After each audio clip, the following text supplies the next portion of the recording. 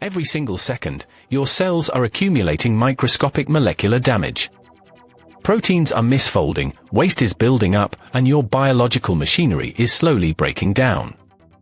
But inside you right now lies a primitive, incredibly powerful defense system waiting to be activated. By exposing your body to deliberate, controlled thermal stress, you can trigger a massive surge of ancient guardian molecules known as heat shock proteins. These remarkable proteins don't just protect you from stress, they actively hunt down damaged cellular structures, refold broken proteins back into working order, and clear away cellular junk that accelerates aging. Today, we are breaking down the exact biology of heat shock proteins and revealing a precise, science-backed protocol you can use to upgrade your cellular repair mechanisms and dramatically extend your health span. To understand why heat is such a potent medicine, we have to look back at our evolutionary history. For millions of years, human survival depended on enduring extreme environments. When our ancestors faced soaring temperatures during hunting or high exertion under the blazing sun, their survival required an immediate internal response. Evolution didn't invent a new chemical for this, instead, it supercharged a genetic survival switch. When core body temperature rises even slightly, cells instantly sense the danger and ramp up the production of specialized molecules called heat shock proteins, or HSPs. Think of HSPs as emergency repair crews stationed inside every tissue of your body. Their primary job is molecular chaperoning. When cellular stress causes vital proteins to warp, unravel, or lose their proper shape, rendering them useless or even toxic, heat shock proteins step in, wrap around the damaged protein, and gently guide it back into its correct functional architecture. Without these chaperone proteins, misfolded proteins accumulate rapidly. In the brain, this exact accumulation of structural debris is linked to neurodegenerative decline. By regularly triggering heat shock proteins, you give your brain and muscles a deep cleaning. You are essentially pressing a biological reset button on cellular wear and tear. But the benefits of heat shock proteins go far beyond simple protein folding. They are also master regulators of inflammation and cellular resilience. When HSP levels are high, they suppress inflammatory signaling pathways, dampening chronic low-grade inflammation, which is the root driver of almost every major age-related disease. Furthermore, HSPs protect your mitochondria, the tiny cellular power generators responsible for converting the food you eat and the air you breathe into pure cellular energy. When mitochondria take heat damage, their energy output drops and they start leaking dangerous free radicals. Heat shock proteins shield these power plants, keeping your cellular energy high, your fatigue low, and your metabolism humming at its absolute peak. So how do we actually harness this ancient machinery in the modern world? The most direct and heavily studied method is through deliberate thermal exposure, most commonly via a traditional Finnish sauna. When you sit in a high-heat environment, your cardiovascular system undergoes a dramatic shift. Your heart rate increases, blood vessels dilate to release heat through the skin, and blood flow is redirected away from internal organs and out to your extremities. This mimics a moderate cardiovascular workout while you are completely at rest. More importantly, this thermal stress signals the genetic transcription factors inside your cells to start churning out heat shock proteins by the millions. Research shows that as core temperature elevates, gene expression shifts dramatically, upregulating not just HSP70 and HSP90, the two most powerful protective proteins, but also boosting growth factors that stimulate the creation of brand new blood vessels and brain cells. But not all heat exposure is created equal. To trigger a genuine upregulation protocol, you need to hit specific thresholds of temperature, duration, and frequency. Let us look at what the clinical data actually tells us about optimal dosing. Studies examining sauna use and longevity have revealed striking dose-response curves. For instance, landmark epidemiological research following thousands of participants over decades found that frequency is paramount. Individuals who used a sauna 4 to 7 times per week experienced a staggering reduction in all-cause mortality compared to those who went just once a week. But frequency is only half the equation. The temperature and duration must be sufficient to trigger the cellular alarm bells.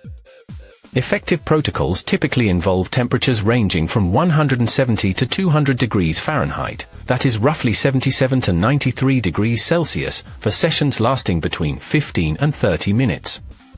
If the temperature is too low, the body adapts too easily and fails to produce the robust stress response required for maximum protein repair. It is the mild, hormetic shock that forces the cell to upgrade its defenses. Let us examine this relationship directly. This chart illustrates the correlation between weekly sauna sessions and relative risk reduction for cardiovascular and all-cause mortality, based on long-term population data. Notice how the curve drops sharply as frequency increases from 1 session a week up to 4 or more. The biological takeaway is clear: consistency builds cumulative resilience. Each exposure acts like a training session for your cellular defense network, making your proteins more robust, your anti-inflammatory systems more responsive, and your overall cellular environment cleaner and more youthful. Now, what if you do not have access to a traditional wooden sauna? Does the protocol fail? Absolutely not. While high-heat saunas are the gold standard for clinical data, your body responds to relative thermal stress. Infrared saunas, which use infrared light to warm the body directly rather than heating the air around you, operate at slightly lower ambient temperatures, usually 120 to 150 degrees Fahrenheit, yet still achieve profound cardiovascular and cellular activation because the infrared wavelengths penetrate deeper into human tissue. Even a hot bath can be a powerful alternative if the water temperature is pushed to a safe yet challenging degree, typically around 104 degrees Fahrenheit, maintained for 20 minutes.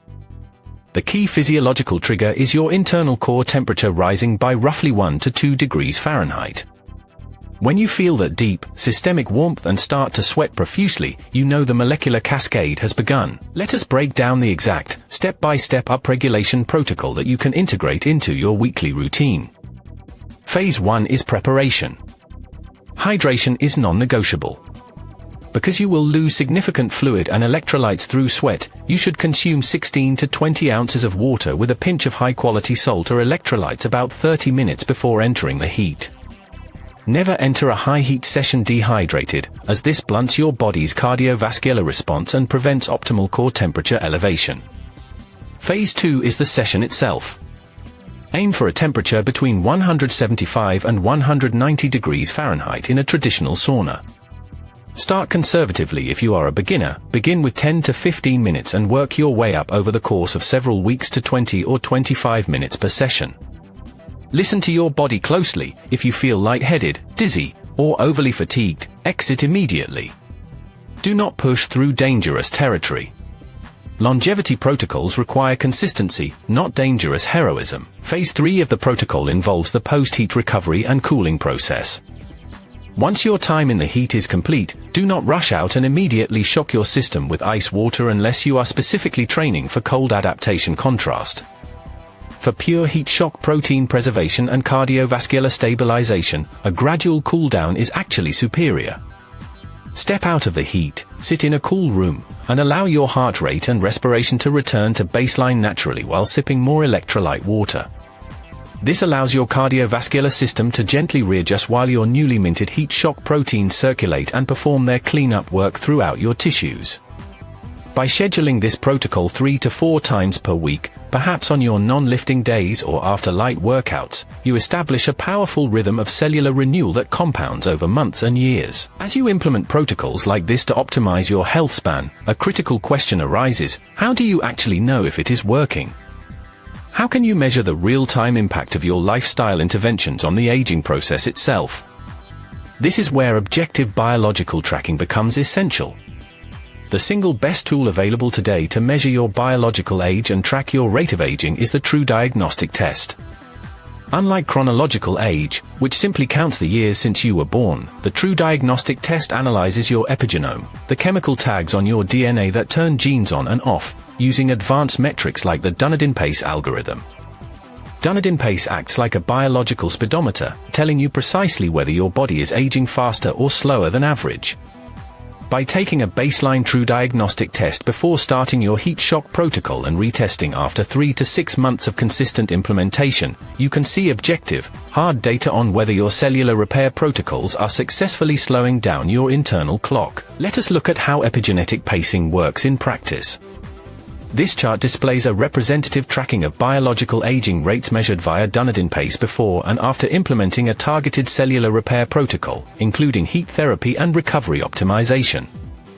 Notice how the Dunedin pace score shifts from a fast aging rate down to a slower, more youthful trajectory over a 6-month period. This proves that aging is not a fixed, unchangeable trajectory. Your lifestyle inputs, like thermal stress, sleep, and nutrition, send direct signals to your genome, effectively rewriting how your cells interpret time. Beyond protein folding and epigenetic pacing, heat shock proteins also play a fascinating role in hormonal optimization and metabolic health. When you undergo heat stress, your endocrine system responds in unique ways. Growth hormone levels spike dramatically, sometimes multiplying several-fold compared to baseline. This hormone surge helps preserve lean muscle mass, supports tissue repair, and aids in fat metabolism. Furthermore, regular heat exposure improves insulin sensitivity. As blood flow increases to skeletal muscle, glucose uptake becomes more efficient, helping to clear excess sugar from the bloodstream and stabilizing your energy levels throughout the day.